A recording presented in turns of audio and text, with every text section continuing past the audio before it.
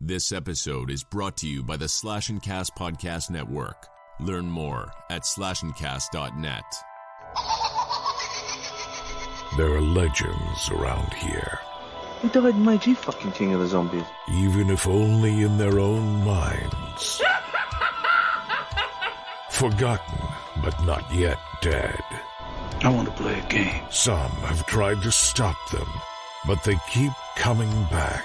Don't let the door hit you in the ass on the way out. Coming to entertain you. They are the Crystal Lake Soldiers.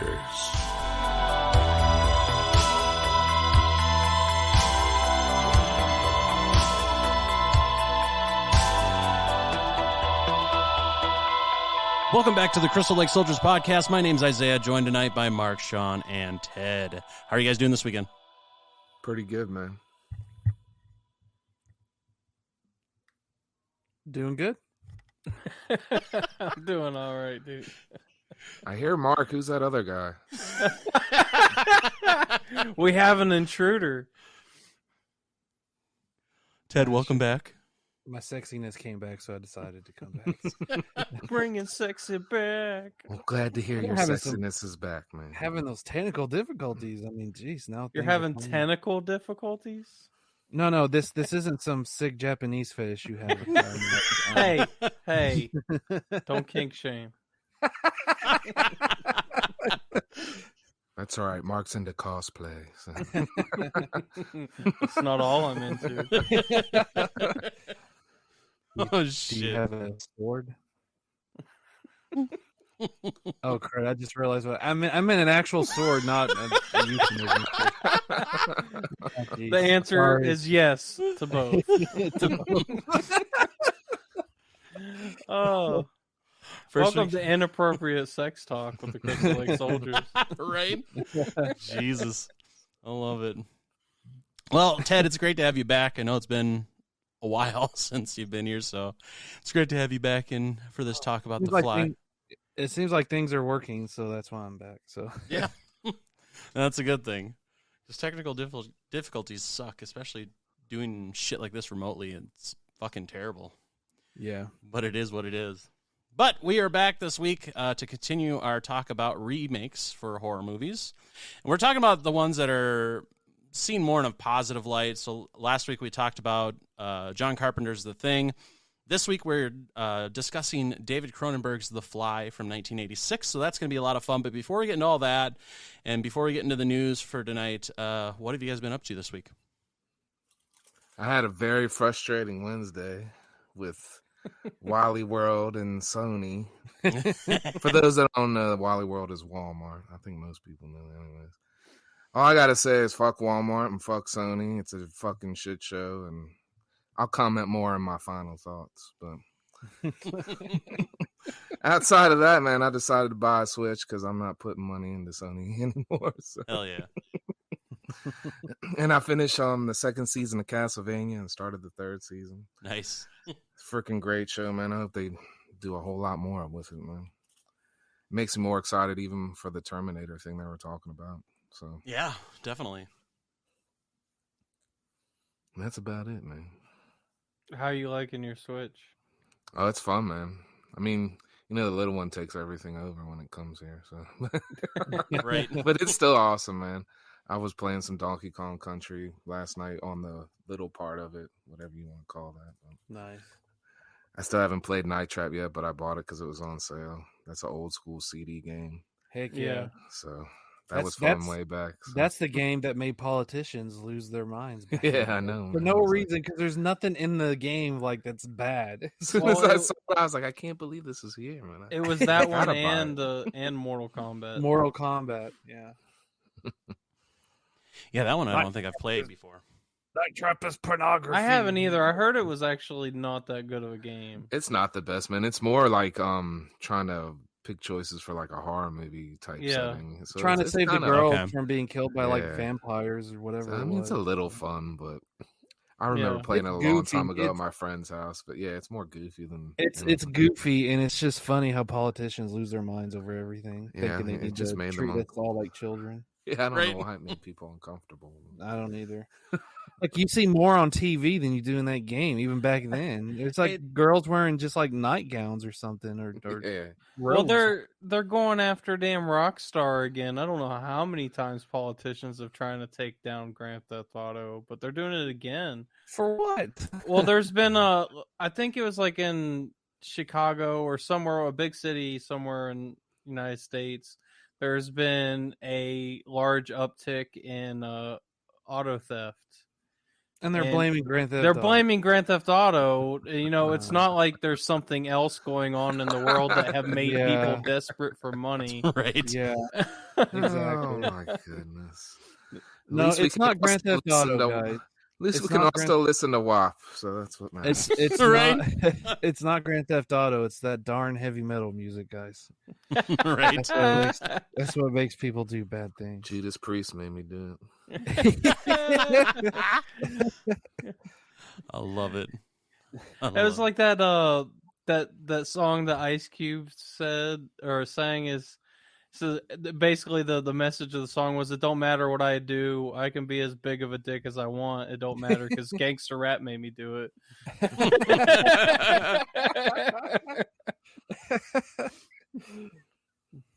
I love it. I've been not really playing my Switch that much. I need to get back into finishing Mario. Playing Dark Souls. Trying to read. Sean's been getting me to want to finish reading my comics. I got a big old stack. So, Awesome. yeah, I've been reading some manga. I got some comics I'm trying to read. I just bought a tablet to read digital, but it's not here yet. Okay. We watched Coming to America 1 and 2 this week, and that was a lot of fun to watch those together. Watched The Fly, and I always love watching that movie. Other than that, just playing Dark Souls and going to work. Nice. Very, very cool. What about you, Ted? What have you been up to? Not much work for the most part. I watched Coming to America yesterday after work, the new one. Loved it. Thought it was good. Not as good as the first, but I still liked it. Just read half of the new Dragon Ball Super volume today, so I got that in the mail earlier this week. And I got my Wrong Turn Blu-ray, the new one, the Foundation, today in the mail, finally. Nice. After being delayed, I don't know how many times at this point, but Right. I finally got it. So, and of course, watch The Fly, and that's where I'm at right now. Okay. Pretty much it. I'll be interested to hear your take on the new Wrong Turn. You know, it's I hear it's completely like split down the middle, and Yeah. people either hate it because it's different, or people love it because it's different. And I say, all you people are useless to me because you're giving me nothing. Right. That's all I'm hearing. I hate it because it's different. I love it because it's different. Well, thanks for nothing. Oh, that's great. Well, for me, it's been kind of a low key kind of week. I've been watching still a lot of Trailer Park Boys. From when I talked last week, because I restarted, watching it from season 1. I'm already at the end of season 8 now, and working my way to season 9. So that's how much I've been watching Trailer Park Boys in the last week. And then on top of that, I watched Coming to America last night, and then today The Fly, to get ready to talk about this, because I hadn't seen The Fly in almost 30 years. I mean, it's been that long. I haven't seen it since I was a kid. And then also on top of that, just like last week, I've been watching a lot of wrestling too. Like this week, it's been a lot of Clash of the Champions I've been watching. So like late 80s, early 90s Clash of the Champions. So I've been working my way through that, seeing as I still got the network right now. And then beyond that, been playing a lot of Switch lately. I'm definitely a fucking Animal Crossing addict. I fucking told you. And it's bad. It's bad. I spend way too much time playing that game. And so it's been a very kind of low-key kind of week for me. I ended up taking like a day off of work too on Thursday just because I just needed a break. And so that was all Animal Crossing all day and Trailer Park Boys that day. So yay for 3-day weekends, especially because Texas Frightmare isn't happening until September now. So that I'm like, I need to take time off because I can't wait till September to take a fucking week off, you know? That just ain't going to happen. But so that's kind of what I've been up to. And then trying to look at planning to maybe go to that Joe Bob thing at the drive-in. I definitely want to try to shoot for that in July because I need to take a trip. I don't want to wait till September. That, man. That'd be awesome if you get to come too, man. It's a great fucking place, the Mahoney. So yeah, everyone needs to try to go there at least once in their life. Definitely. It's not a typical, everyone has a drive-in probably within some distance of them, man, but trust me, it's not the same experience. This place is special. Right. And plus, it's a 3-day fucking thing, and it's basically like a mini convention, and it's going to have vendors and stuff. I mean, and a live, basically last drive-in episode being done right there. So, I mean, it can't get much better than that. So yeah, I'm having Jade submit the film too, man. So that'll be cool, right? Yeah, my buddy submitted his short film for the for their thing. Awesome. So he's waiting to hear back if he's being accepted for it and whatnot. So it'll be interesting to see what happens. But that's going to be a lot of fun. That's going to be a fun trip if I can manage to take that. It's all obviously going to be dependent on if I can get a fucking ticket for it. So that's going to be the next step. And so that's coming next month when those tickets will go on sale. So I got to fucking keep an eye out for that. And then from there, it's just planning the airfare and where I'm going to stay at. So, but that's about all I know. So, so not a whole lot for me going on this week. And honestly, going on right now, there just isn't much. So it's going to be a lot of me watching movies and shows and playing video games, which I'm not opposed to because I kind of just need a mental break from a lot of stuff right now. So it's been a good distraction, that is for sure. Just to kind of kick things off, though, I do have quite a few things for news I wanted to kind of touch on before we get into talking about The Fly, though. Number one, did you guys see the trailer for the new co-op Aliens Fireteam game? No. No, I did not, but I heard about the game, and it sounds like it could be fun, man. Yes. So basically, it's almost like an Alien game, but done in kind of the style of Left 4 Dead. And so basically, there's 4 different campaigns during this game, from what I understand, because I watched a 25-minute playthrough with some of the developers. And they said something along the lines of like 4 different campaigns. You can have different difficulty levels, which will up like the amount of enemies you have to fight and the types of enemies and all that. There's like 20 different enemy types in this, with 11 of them being different xenomorphs. So there's going to be 11 different xenomorphs in this game, and then other enemies besides just the xenomorphs. And then kind of the basic story is this takes place 23 years after the events of Alien 3. And then the aliens are no longer a secret, and you're sent to infested areas to basically eradicate the hive.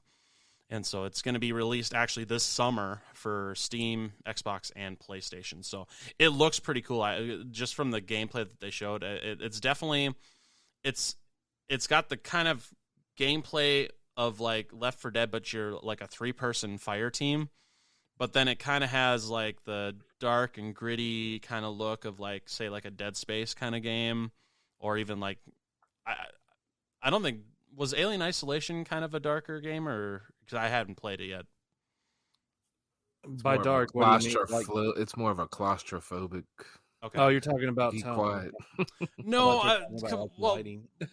I was talking more lighting and stuff because it's like, it depends what part of the ship. Yeah, you're on. it's most of it's pretty bright actually. Yeah. There's parts where you need to rely on your flashlight, but they're not very big. Okay. So then it's more probably looking like kind of a Dead Space kind of feel. And it's a third person game too. So it looks really cool. I'm actually excited for it. It was kind of just came out of left field completely. So I'm pumped for it because, I mean, you got Back 4 Blood coming out in June, and then this Alien Fire Team game coming out this summer as well. It's setting us up for some decent games to be coming out this year for horror type games. So is it coming to console or is it going to be on PC only? Nope, it's Steam, Xbox, and PlayStation. It's coming to. Nice. So nice. there's definitely going to be options for where you can play it. So that's basically all that's been kind of revealed regarding that so far, is just the trailer and that little bit of information. So beyond that, we also got news this week of a new Silent Night, Deadly Night remake. So this is the second remake of this. And pretty much what I thought right away was Black Christmas. And then it just got a bad taste in my mouth. But one thing it might have going for it is the original producers of the first Silent Night, Deadly Night are actually back on board as producers for this. And so that's could be positive, but there's no word yet of the approach for this reboot or the creative team involved beyond them, or when they're planning on shooting or having this release. So that's kind of all we've heard so far. And I don't know what to think, just because I just have nightmares about Black Christmas and the 2012 Silent Night, remake. It wasn't bad, but it wasn't good either. And so I just keep thinking they're doing another remake, and I just keep thinking Black Christmas 2019. Yeah. I mean, at this point, I just wait and see. Was that a remake, or was that just a completely different movie? Because it was a remake. It didn't seem the same. No, not at all. I mean, they called it a remake. But it just seemed like a completely different movie that had Santa Claus as a killer. Exactly. They shouldn't even went that direction. I didn't even know. This is the first time I ever heard that was a remake. I saw it before. It was a shitty movie. Yeah, it's not that great. I mean, with all the remakes now, I just take the approach of we'll see, because once in a while it's good. Most of the time it's not. So right. It's so hard to make a movie from that era, from the 70s and 80s, and bring it into the modern age and have it be good. You got to have. It's got to be like a perfect storm, Because everybody's taking the wrong approach. These are movies that were they were cheap and made on a low budget, and people put some effort into it, and it became something people loved. You can't remake something like that. That's like lightning in a bottle, as Ted would say. So, that's the only So just get your own fucking idea and go that way with it, and stop remaking shit. There's a reason these movies are classics, and it's not because they were retold stories. Right. Exactly. So that's kind of the information we got on that so far. So I'm not excited for it. It's definitely a we'll see kind of situation. Because I personally didn't mind Silent Night. It's not one I revisit a lot. I didn't think it was completely horrible, but it wasn't good either.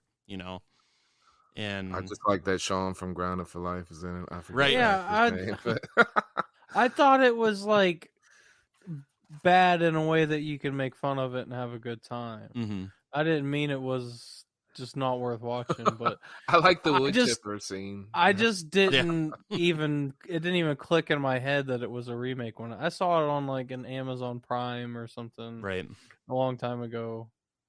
Yeah, it's the only thing I remember from that movie at this point is, as Sean said, the wood chipper scene. That's the only memorable thing in that movie, essentially. Yeah, it's definitely not a memorable movie by any stretch of the imagination. The most I really remember about it is Malcolm McDowell being in it, and obviously the dude from Grounded for Life. So that's really all I really remember. But it's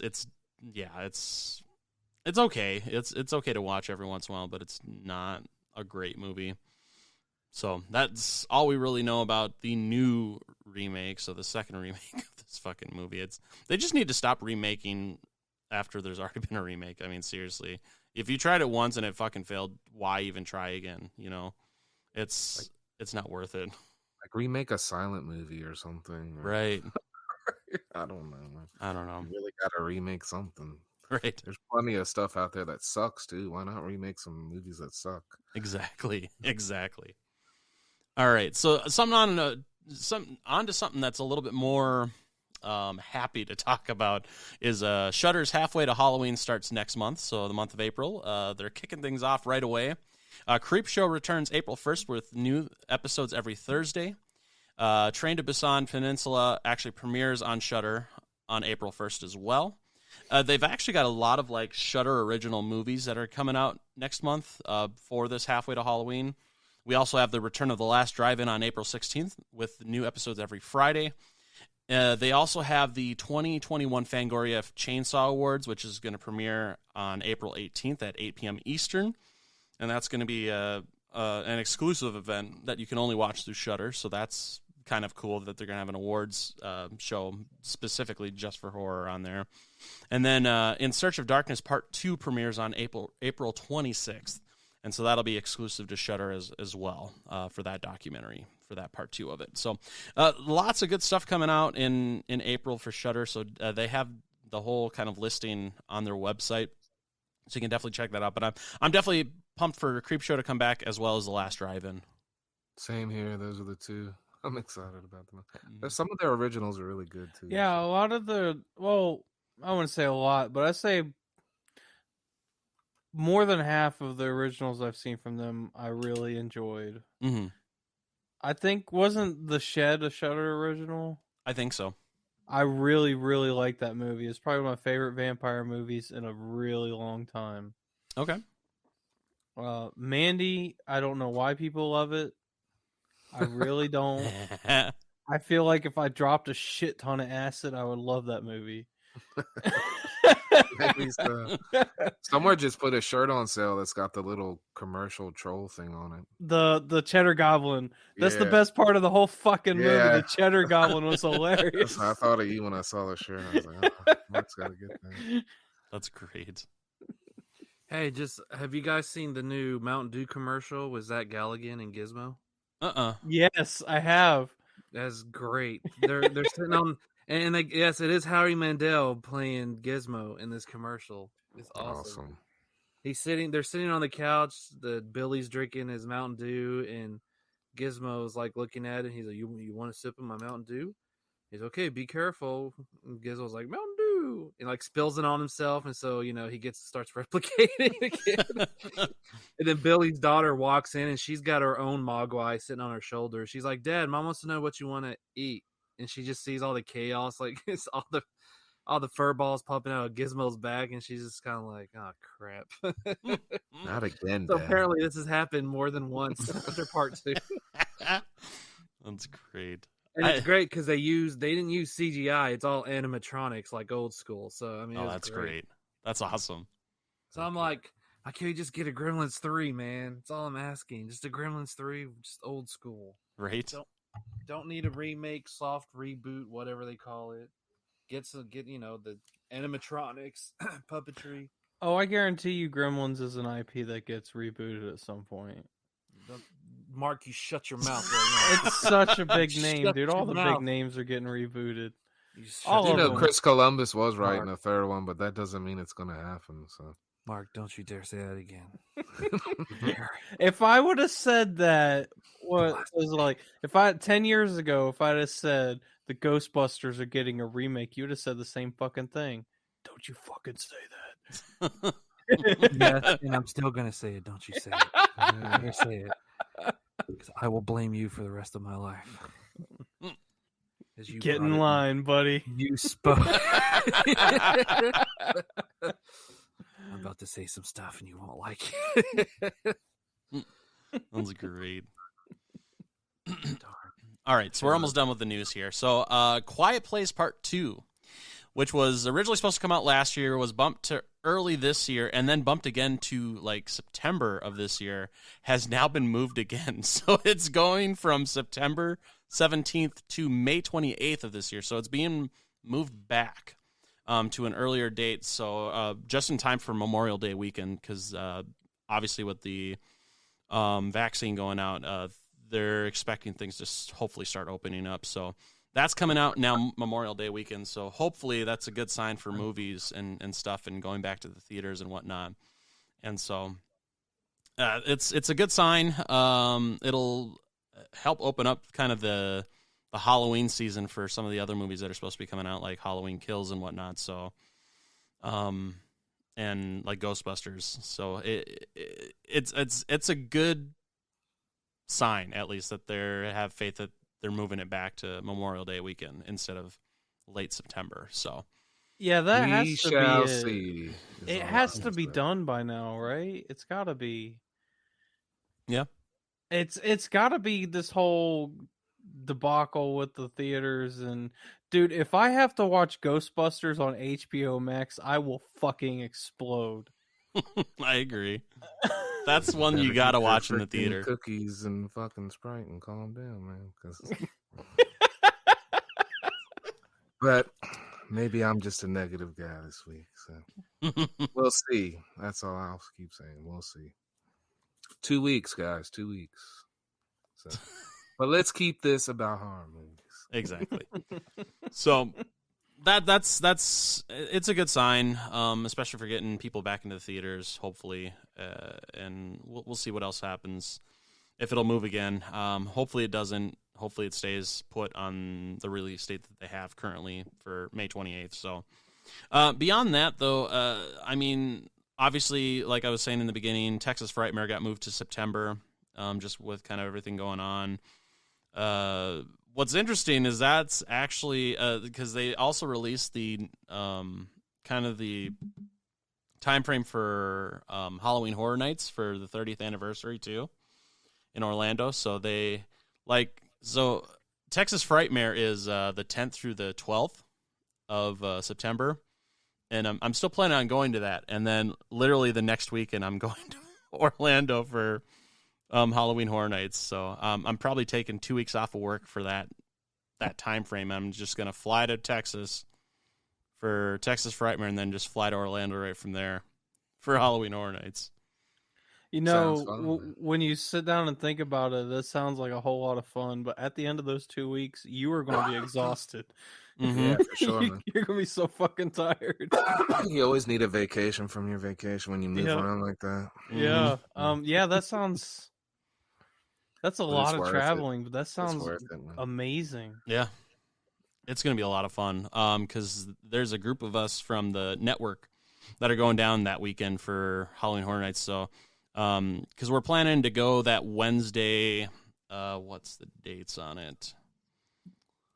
In September, because the 10th through the 12th is Texas Frightmare. So the 15th, 16th, and 17th, we're planning on going to Halloween Horror Nights and kind of hitting everything in there.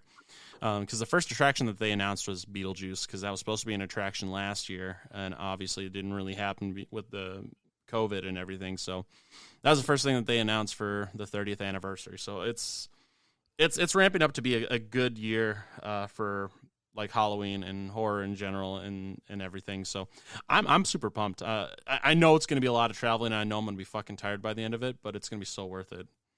It's going to be pending a 6th stimulus. I might join you. So. Hey, right. So yeah, my plan is to fly down to Texas, stay there till Monday probably, and then fly to Orlando and stay there through like Saturday or something like that, and then come back home on Sunday.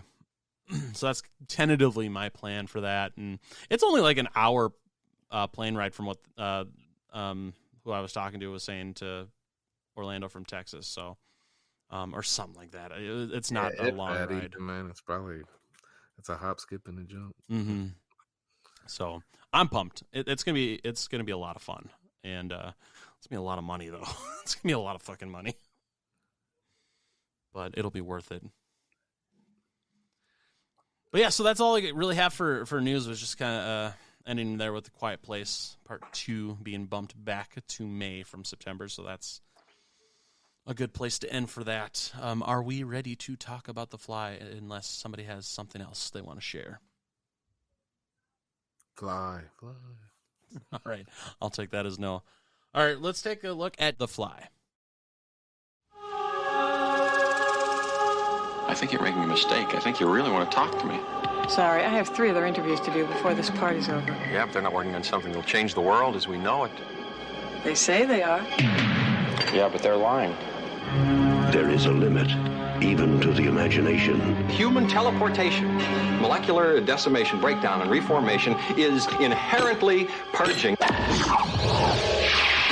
Where our greatest creations meet our deepest fears. Something went wrong, Seth. When you went through, something went wrong. You are about to go beyond that limit.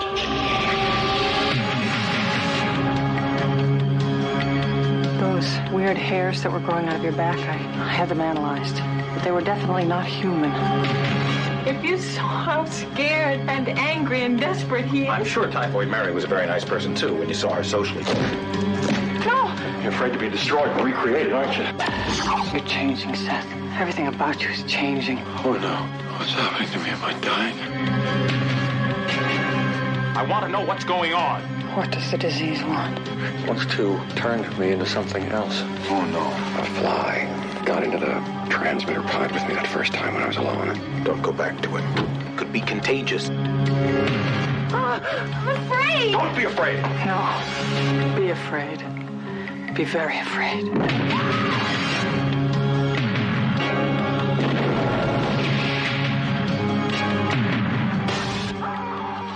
The Fly was released on August 15th, 1986. It was directed by David Cronenberg, starred Jeff Goldblum, Gina Davis, and John Getz. This movie had a budget of about $15 million and grossed over $60 million worldwide.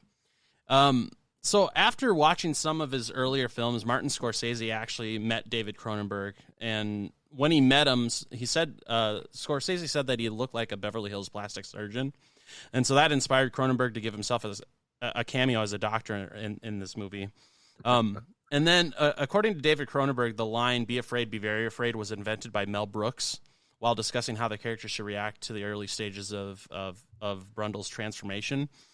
And so, on top of that, Mel Brooks also didn't want people to know that he was a producer on the film because he thought people wouldn't take it seriously if they knew he was involved. When people did find out, he decided to make the most of it by handing out dealy boppers at the premiere. So I didn't even know until actually looking this that he was a producer on this movie. So that was a surprise for me. Yeah, that's cool, man, and kind of leans towards his son and some of his horror work. So that's pretty cool.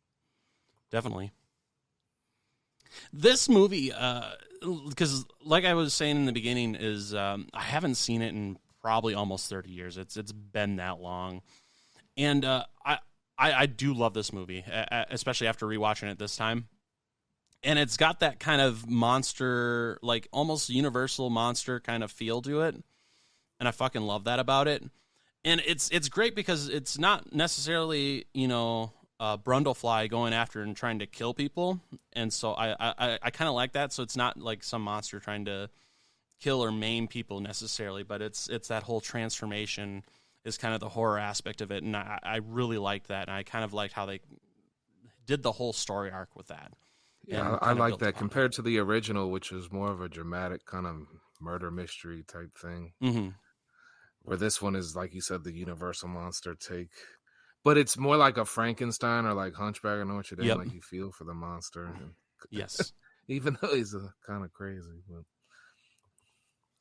Jeff Goldblum's great in this, I think, by the way. Oh, definitely. Yes, absolutely.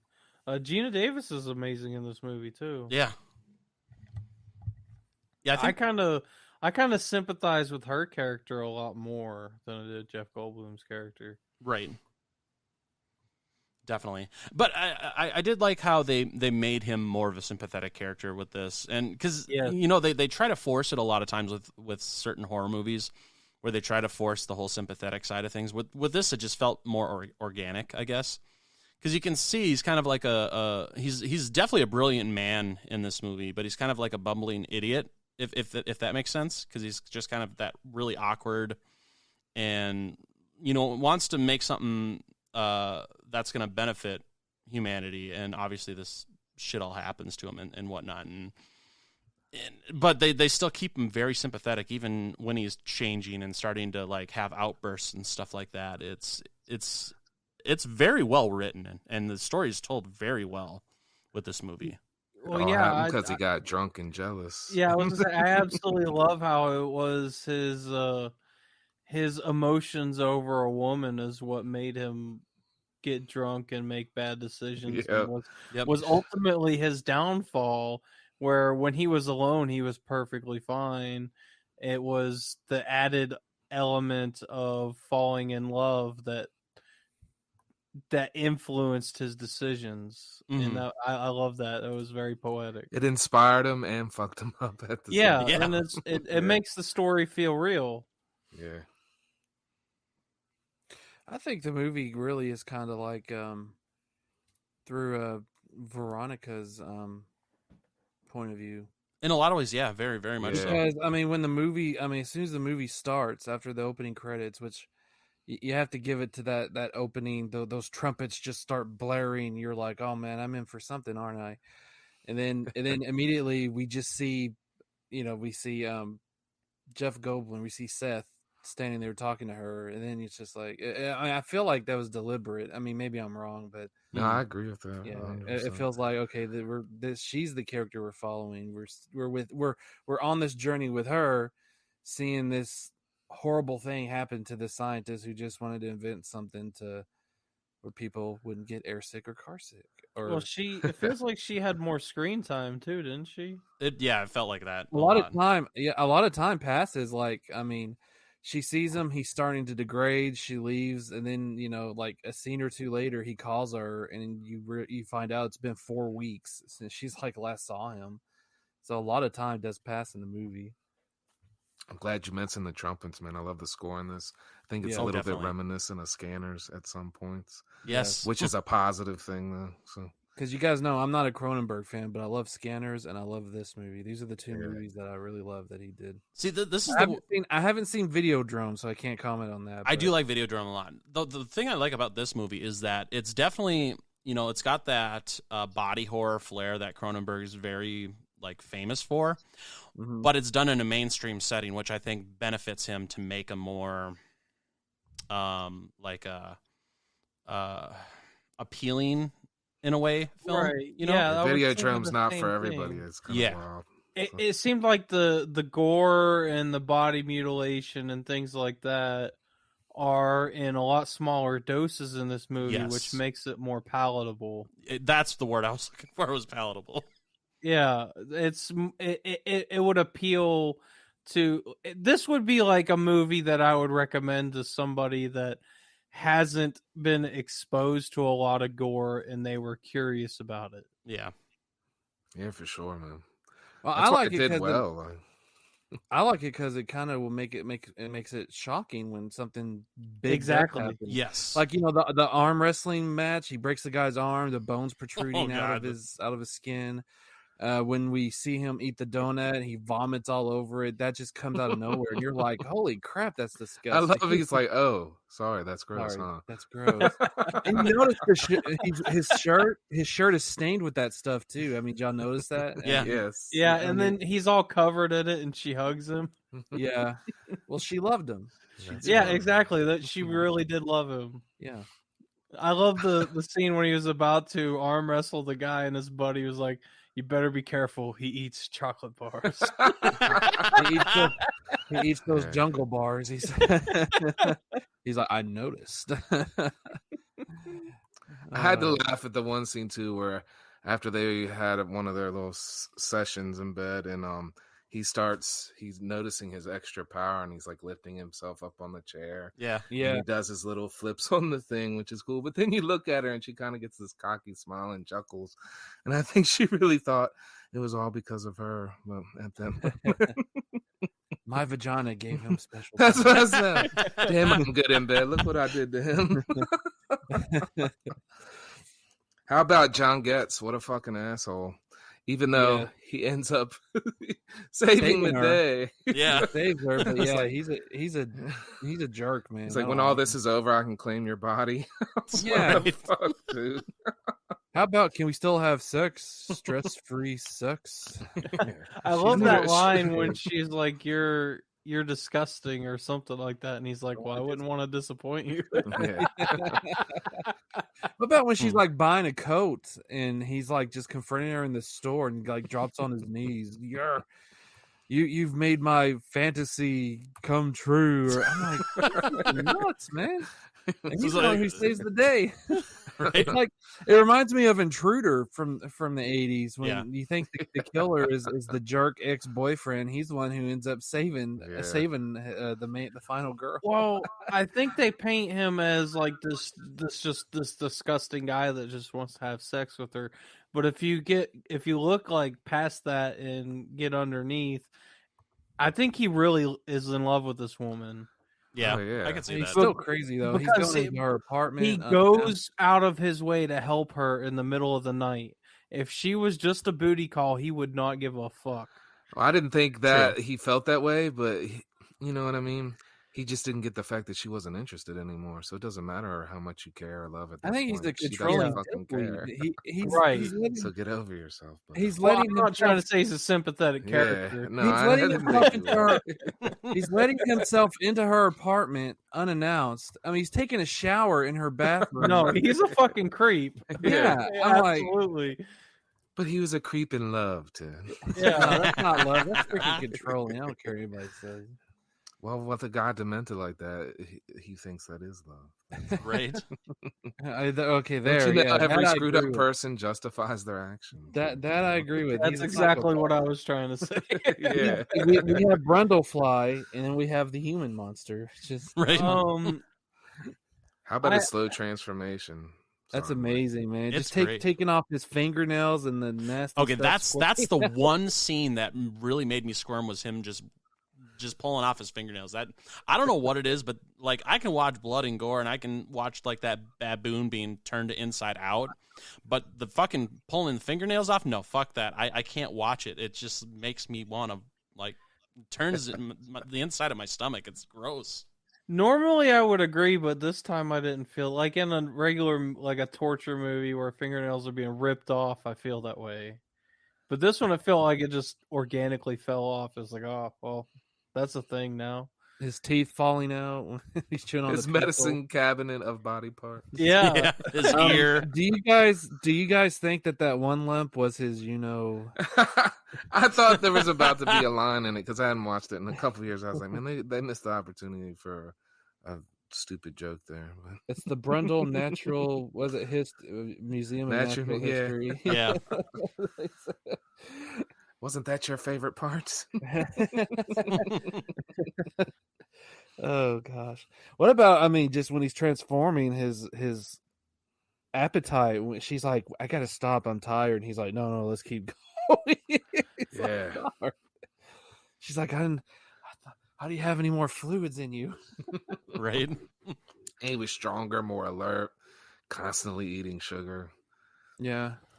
I It was couldn't. like a positive at first, purifying, as he said. I couldn't help but think if he would have changed his motivations and focused his scientific study on transporting inanimate objects, that in and of itself would have made him a billionaire. Yeah, he was going. He too could have big, yeah. signed a deal with fucking Jeff Bezos and started Amazon in the 80s, and where would we be now? Right. I like his comment earlier. COVID in that, wouldn't be too. delaying packages. I'll tell you that. I like his comment earlier in that too, where he's like life or Memorex after he makes one of the teleportations, which I think is a good like comment because is it even the real object at that point, or is it just that the computer confused- copying it? That confused me because after he transported himself, he still had all of his same memories and everything. Yeah. So I mean, Yeah, I know. I thought the same thing. Well, maybe it copied that too, but it's something to just think about. I guess it's nothing. I mean, I guess on a chemical level it could, but I don't. Right. It just. Yeah, I know it seems weird. I guess that point, that's where you suspend your disbelief.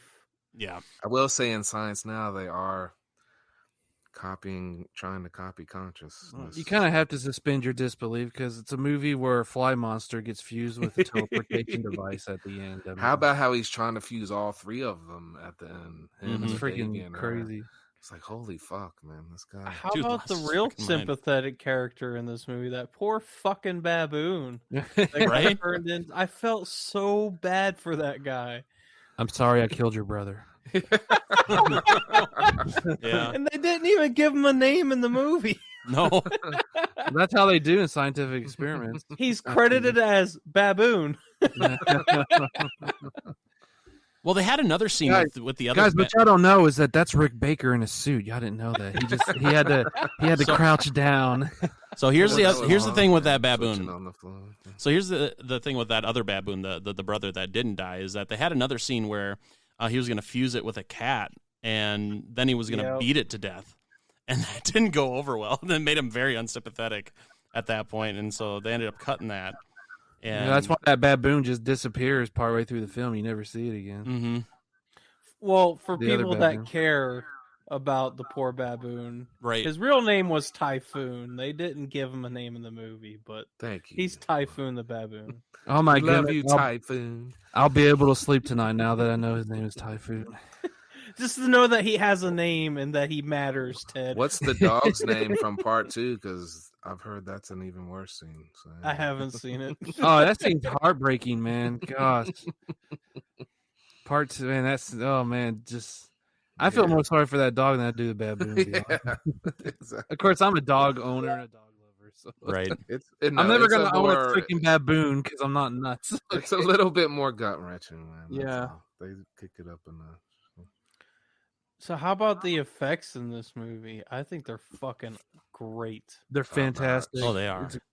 I love the shot of him right before his head splits open and his eyes are all bug-eyed. Yes. That shit was freaking great.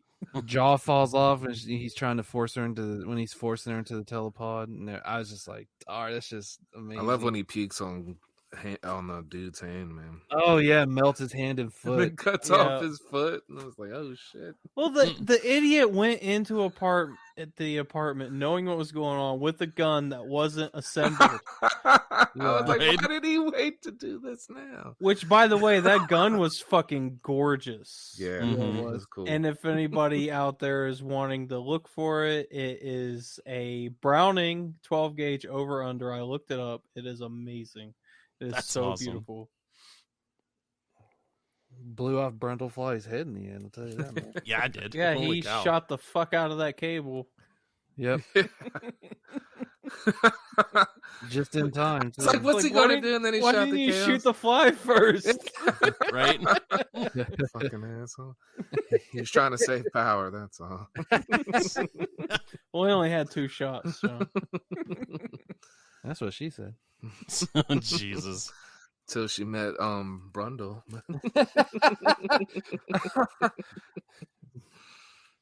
And on that note. Oh no, that was great when he brought the girl back from the bar and he was trying to drag her in to the pod and she's like, "But I'm afraid." And he's like, "Don't be afraid." She's like, "No, you should be afraid." And then she runs off almost completely butt-ass naked. Yeah. Right. What kind of an idiot woman just goes off with the guy because I was gonna say, I'd take it. The kind of idiot woman that hangs out in a bar decides who she wants to sleep with over. She leaves a lot of places that way in the morning. That's how I took it. That's when he was like, should like go ahead and tell you I live with my mom too. She was like, "Oh, one of these guys again." Dude, I just thought of something. What if they could like make a Fly 3 and that slut gets pregnant from Brundlefly? Exactly. I'm glad you bring that up because I really want to see, instead of it just being the son, like a fucked up son that's not normal. Yeah. Damn it. How about that? Yeah, the dream sequence where she gives birth to a larva. Great. I love that. It. Was amazing. It was so fucking gross, and That's that's what it was. That's what it was horrifying. trying to be. It was trying to be gross. So it was perfect. You got David Cronenberg. He's like suctions. And I'm like, oh my goodness, I don't want to watch this. And then it's just like he's like, oh my goodness, and like the nurse is screaming. Everybody's like, whoa, and it's just I was like, oh my, geez, there's more. Just a giant maggot. I was like, that's the thing that grossed me out most in this movie is that. Here's a fun fact: one of the guys I work with, he took a date to see this movie in the theaters when it first came out, and he threw up in the popcorn. He said because it grossed him out. and then he said he never got to go on a date with that girl again. I guess not. He said the movie grossed him out that he puked, and I was just like, "Yep, you don't eat during this movie, man." You ever experienced childbirth in real life? It's not too far from that. No. know. But if it's your kid, it feels different. Yeah. Well, and your kid, such a cute that little little maggot. baby fly, damn it. and your kid's not a giant maggot either, man. I mean, jeez. Hey, you gotta love them how they come, man. They can't all come out perfect like you did. Right. Dude, maggot comes out of my wife, I want a DNA test immediately. I'm not signing a birth certificate or anything. On the next Maury Povich. You're not the father, Ted. Jerry. I'll be dancing all up on that stage. Woo! Oh god, that's No, that's what's gonna happen. Never mind, I'm not gonna say what I was gonna say. You're gonna see Ted come back with a bunch of Mardi Gras beads. I've got a big box underneath my bed, Mark. You're too. Oh, that's hilarious. Any final thoughts on the movie that you guys have? It's fantastic. It's, in my opinion, one of the few good movies Cronenberg's ever made. So, It's up there as one of my favorite, probably not my absolute favorite. I mean, if not my absolute favorite remake ever. It is really good. Mm-hmm. Yeah, I'm a huge I always fan of the forget that original, but I love this one just as much, man. Like, they're completely different movies, but it did, without even being the first one, it did justice to the name of the Fly franchise. I always forget that it is a remake to the original. I just get lost in the movie and its story. I don't even think about, oh yeah, it's a remake. I just, because it's its own thing. You don't need to, Yeah. What I understand, man, like, I can't remember the guy that he wrote it with, Cronenberg. Like, the guy wrote it first, and he actually had it as a husband-wife thing, and him slowly transferred. So it was actually more close to the original. And Cronenberg came in and did all the rewrites and changed it. But most of the people feel like he should get all the credit, but he always gives the other guy equal credit, 50-50, because he says without his material, he wouldn't have been able to rewrite it the way he did. So, yeah. Hey, there you go. He's a decent guy, it sounds like. Yeah. Definitely. Yeah, but I still mostly don't like his movies because they bore me. I'm sorry, David. Scanners is awesome and Fly is awesome. Maybe Videodrome. I haven't watched it yet, but I'm not in a hurry either. It's not my favorite, man. I mean, it's got some cool scenes, man, but it's, I don't hate it either. It's average. That's just my opinion. I like Cronenberg's movies for the most part. There isn't really many that I haven't found that I don't like. I am a big fan of his work, so this is definitely right up there. This is probably my favorite Cronenberg movie. As much as I love Scanners, as much as I love Videodrome, this is probably my favorite Cronenberg movie of all of them. And I'll just go ahead and kick things off here with the rating. This one I would definitely give 5 out of 5. It's definitely probably one of the best remakes out there of all time, and right up there with like The Thing. And so it's such a great movie, and it's such a great creature movie. So it's definitely a solid 5 out of 5 for me. Same, 5 out of 5, easy. Yeah, that's same across the board. 5 stars, perfect movie. 2 out of 5. No, I'm just kidding. Well, you got to balance it out, Ted. 5 out of 5. It's a great movie. Awesome. And as always, we would love to know what you guys think. You can always reach out to us through our social media. We're on Instagram, Facebook, and Twitter, all at CLS Podcast. We do hope that you enjoyed this week's show. Before we leave, are there any final words? Yes, man. Is hunting a PS5 or Xbox Series S got you down? Go to your nearest Walmart, Target, or PS5 retailer. Find the first employee who gives you that half-ass cockamamie smile. Draw back your hand and slap the shit out of them. You'll feel better. I'll feel better. Just don't stick around. And if the cops show up at your house, say, error, be back in 10 minutes. And make sure you assemble your shotgun before you enter. I love it. Anything, Ted? I just don't care. All right. Well, sounds like you need to slap someone, Ted. Maybe that's what he needs. All right. Well, we appreciate you guys checking out this week's episode, and we will see you guys next week. This episode of the Crystal Lake Soldiers podcast is brought to you by the Slash and Cast Podcast Network.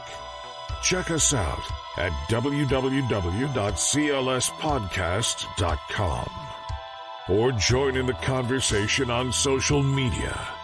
You can find us on Twitter, Facebook, and Instagram, all at CLS Podcast. Until next time, stay safe, campers.